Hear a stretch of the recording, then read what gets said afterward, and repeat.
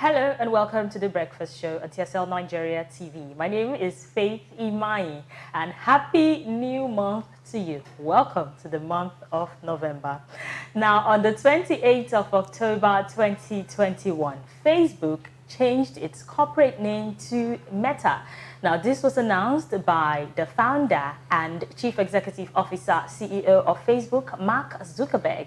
Now, the name change from Facebook to Meta will see Facebook broaden its reach beyond social media. A lot of Nigerians have found it difficult to comprehend what the name change is all about. That's why this morning on The Breakfast Show, we are joined by a social media personality and, of course, my co-host. We will be discussing Facebook to Meta, all of the hidden facts. Stick around. After this timeout, I get to introduce my guest and my co-host.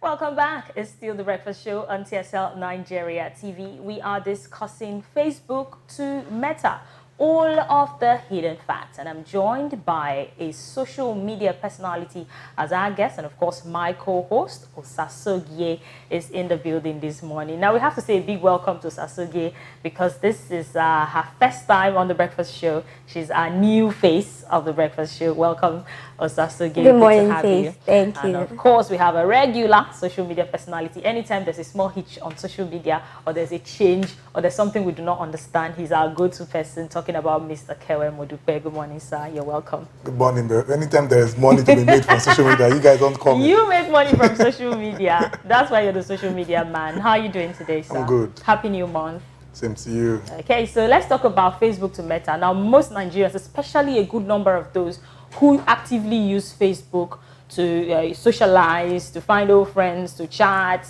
to do business, do not understand all of the underworkings of the name change, the corporate name change from Facebook to Meta. Can you run us through? Now, a lot of us, we actually felt, a lot of the perception people have out there about Facebook is that, come on, very soon, the Facebook icon will change. It's not going to be reading Meta because the ads that they came up with, that Mark and his team came up with, you saw Facebook, the logo, dissolve into Meta. So everybody felt that, come on, what are going to be seeing soon? A lot of people will be checking their phone to see if this thing has radically changed, but that's not what has happened. You know, when Mark started Facebook as a business, and the business name was Facebook. Over time, Facebook has grown. Facebook has taken the social media market. Facebook has Instagram, Facebook has WhatsApp, but they are all under Facebook as a company. And there's a need. You cannot say WhatsApp, Facebook. There's a need for them to have a change so that all these social media, Facebook as a social media app, Instagram as a social media app, WhatsApp as a social media app, they are all under a particular brand name. You understand? But you ask me a question. They decide to use Meta. Facebook is not ready for Metaverse because that's the whole essence why they want to change to. They're not ready. I'm not sure Metaverse is going to be in place as it were. The real term is going to be in place in the next 3 to 4 years. Why do you think so? Yeah, because the technology, we're not ready for it. I know a lot of persons they are trying to deploy. You need 5G to do that. And that 5G infrastructure is not in place in most countries of the world. Okay. And not only that, Facebook have a reason why they decided to go for Meta, change their brand name to Meta. They want to be, Mark has a way of making people feel that when it comes to social media, he's ahead and he's actually the go-to guy. Everybody needs to rely on him. And there's another reason. Let me tell you this. You know, as a brand strategist, we look at things from behind the scene. Why is this guy doing what he's doing? A lot of things, there are a lot of things happening in Facebook currently. There is a reputational damage as far as Facebook is concerned. Okay. And, you know, in public relations, there's what we do. When you have a story that you don't like about your brand, and everybody is talking about that story, you're expected to come up with a story that will overshadow whatsoever discourse that they're having. And that's the only way you can kill that story. Facebook has this issue of the whistleblower going on, Frances coming out to, and it's a lot outside this country. The US is a major issue. Everybody's talking about that issue. Facebook, privacy thing, Facebook not concerned about the content. They're just there to make money. Everybody's talking about it. Nobody's happy. Why? Because they feel that the company should be people-centered. It should be sensitive. That's the word. It should be sensitive. And before you will say Jack Robinson, bah, there's outage. People say, oh, Facebook is actually going down. And Facebook is not going to survive this. Everybody is feeling that the brand, and it did a lot of damage to the brand's reputation. Yes. So, smart one. Let us give them something to talk about. I know Meta is something Facebook would have done or is planning to do, but I'm having issues with the timing. And you discover that now nobody's talking about the issue about sensitivity. Nobody's talking about the outage that we experienced. What everybody's discussing about is, will the logo change? That's what they want to achieve. And they have achieved a smart move. Okay. So initially you talked about metaverse. Yes. You said in the next 10 years you don't think okay, you're thinking that in the next 10 years we might not be ready for it. Let's say what is we're actually ready. Okay, first of all, what is metaverse? Yes. Okay, now let me tell you this. We have two worlds existing. We have the virtual world, we have the actual world. And there is a huge gap between the virtual world and the actual world. So what metaverse is trying to do is to try to close that gap, try to merge the actual world and the virtual world. That's what metaverse is. It's actually a fictional universe. You might not be able to understand it, but my kids will understand it. Why? Because they're already used to virtual reality. Yes. They watch things like Star Trek. If I'm watching Star Trek, I don't understand what Star Trek is. What's going on. But these kids, this Gen Z, they understand it very well because they are used to it. Trying to create a universe that is existing. Though you can't lay hold on it, but it's actually existing. So what metaverse stands to do is let us merge these two universes together. Let us make the line to be so, I'm trying to use the layman language so everybody can understand what I'm trying to do. Let us make the line so thin that you can actually switch from year to year and switch from year to year and look as if you are in the actual world, look as if you are in the virtual world. Look as if you know, talking about this, I just remember the movie. I don't know who has seen Ant-Man. Yes. So and the whole time travel thing and how it's difficult to actually come back to reality. So with metaverse now, you can time travel and return back immediately. Yes. Okay. And you described that's weird. I remember sometime in December, I actually took my kids. We were in Lagos. So I took them to a recreation center, and I saw one somebody said. Virtual tour of conservation, Lekki Conservation Center. You know, it happens in 5D. Yes, I said, why? I didn't know how it worked, but my kids said they are interested. I said, okay, let them go. You see the way they were screaming. They were doing this canopy walk. They were doing canopy walk. You see the way they were screaming. That is what metaverse stands to do. So you've been in, and you can confidently tell somebody that you've done, you've walked through the canopy walk in Lekki Conservation. Yeah, it sounds very interesting. And it sounds like something that everybody will want to experience. Everybody, you say. 3D, 5D, lots of people would want to experience that. But then again, what are some of the negative sides to this? Like, for instance, we talked about some of the issues that Facebook is facing right now, talking about the privacy issues. So let's say we are already in this virtual reality world where you cannot separate the virtual world from actual reality. And then you also know that we're in a world whereby cyberbullying is like the order of the day. So when you're already sharing this social space with somebody, how do you block out all of that negativity? And the truth about it is this. Everything has their downside. It will be difficult for you to be able to say, this is the negative part of metaverse until you start using it. Of course. So, or not until we start using it. Because Facebook used to be very sweet. You remember the first time we had a Facebook account? It was interesting. Just go there to see information. You are happy. You are happy. You're chatting with until bloggers, they start coming up with trolling people, coming up just for them to be able to get traction. Humans were abusing. But for now, because we've not started using it, we can't even tell what. Just hope for the best. With all of the, conspiracy theories about the 5G, especially in this part of the world, talking about Nigeria, saying that 5G is Antichrist, 666, crazy stories. Now, these same theories have come up for the metaverse, saying that they want to, start manipulating people's minds. We've seen a lot of these sci-fi movies where a chip will be put in your body, they get to control you, no matter where you are in the world, they are tracking you. A voice or a metaverse is controlling you and telling you what to do, tell you, hey, this is Soge. The moment you look at Soge, you already know Soge's details, how old Soge is, where she has worked, what she stands for, and everything. Now, with all of these conspiracy theories, especially concerning 5G, do you think that the metaverse thing is something that we will embrace in Nigeria? Do you think it's something we will embrace? Okay, because over there, they're already enjoying 4G, 5G. Yes. It's already a thing for them. Okay. And a good number of users of Facebook are in this part of the world. Okay. So how do you think that will work for metaverse? Now, you know, the one thing I like about tech is this. You don't beg people to adopt technology.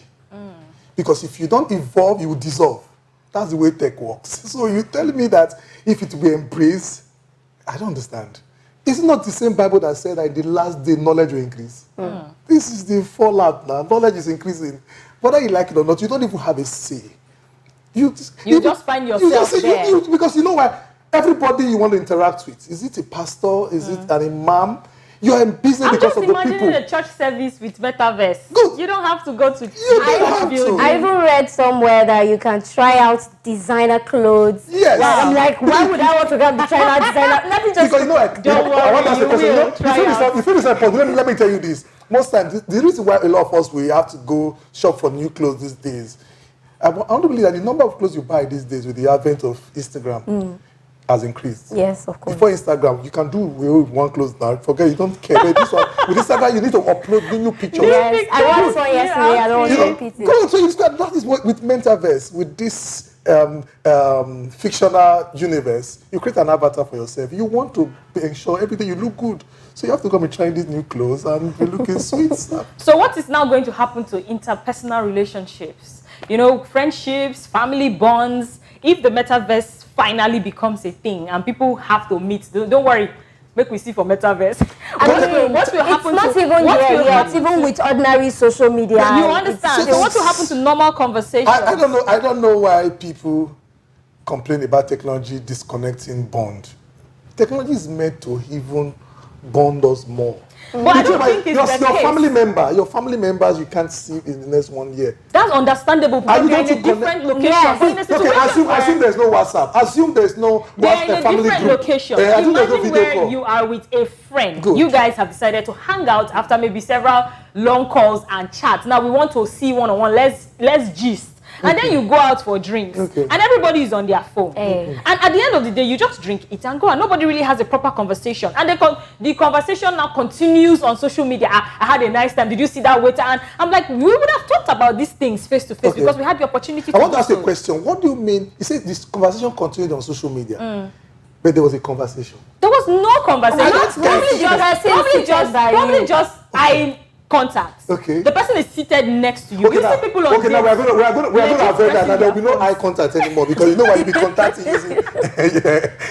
There's no. I don't get. Because we tend to, especially in Nigeria, we tend to mystify this virtual world. We tend to make it look as if it's something that is not existing.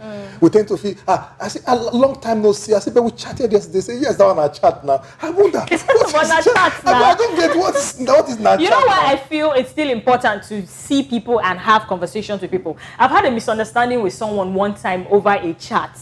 Now, the person claimed I was raising my voice because I was using caps lock. Okay. I don't understand how you think I'm raising my voice because I'm using caps lock. You amplify That's why it. sometimes I feel, rather than chat, let's talk on phone or let's see one-on-one so that you can feel my emotions. Okay. I can be mad at you and you ask me, how are you doing? And I say, I'm fine. You take it that I'm fine because you cannot see me.